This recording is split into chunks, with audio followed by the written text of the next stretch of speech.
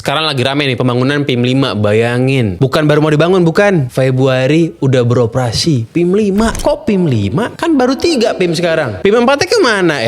Ini nih ada hubungan dengan kepercayaan nih. Jadi kalau di bahasa Cina, angka 4 itu disebutnya se. Nah, kematian disebutnya se juga. Banyak yang menganggap 4 itu angka sial. Karena penyebutannya sama dengan nyebut mati. Makanya jangan heran nih kalau lu misalnya naik lift, banyak tuh gedung yang nggak ada lantai 4-nya. Sengaja di skip supaya nggak sial gitu. Jadi ntar mulai bulan depan nih PIM itu bakalan jadi segi 4. PIM 1, 2, 3, 4. Wah gila tuh. Nah buat si PIM 5 ini infonya nih, konsepnya bakalan beda. Konsepnya itu bakalan banyak ruang terbukanya. Ya mungkin model-modelan kayak One Satrio kali ya. Gue juga belum tahu sih. Ya tapi kalau kita ngomongin Jakarta nih ya, kita udah kebanyakan mall sebenarnya. Bahkan di tahun 2011 nih ya, Voke itu pernah ngeluarin namanya moratorium, pemberhentian pengeluaran izin mall. Jadi tahun 2011 Voke ini udah concern banget. Jakarta ini butuhnya ruang terbuka hijau, bukan mall-mall lagi. Yang kebetulan bangun itu adalah mall-mall yang izinnya udah di ACC sejak sebelum 2011. Di zaman Jokowi pun sebenarnya sempat ada omongan juga soal moratorium ini. Jokowi itu pernah bilang dia nggak mau ngasih izin buat pembangunan mall baru. Tapi masalahnya moratorium hanya sebatas moratorium doang. Dia tuh nggak dibikin lebih mantep. Mesti kan dibikin sebagai perda biar lebih kuat gitu. Karena kalau udah dibikin dalam bentuk perda nih, itu bisa diturunkan ke RT RW. RT RW ini bukan rukun tetangga, bukan. RT RW itu merupakan rencana tata ruang wilayah. Ya jadi kalau nggak dituangin dalam RT RW sebuah kota, ya moratorium hanya sebatas moratorium aja. Ya akhirnya kan bisa dibilang setelah 2016 masih banyak juga sih sebenarnya bangunan mall baru. Ya termasuk sekarang PIM 5 ini. Kalau lo belum kebayang di mana lokasinya PIM 5, lokasinya itu adalah di tempatnya yang kemarin gue bahas parkiran motor baru tuh, di deket Range Market. Lo bayangin ya di tahun 2011 aja Jakarta ini udah punya 160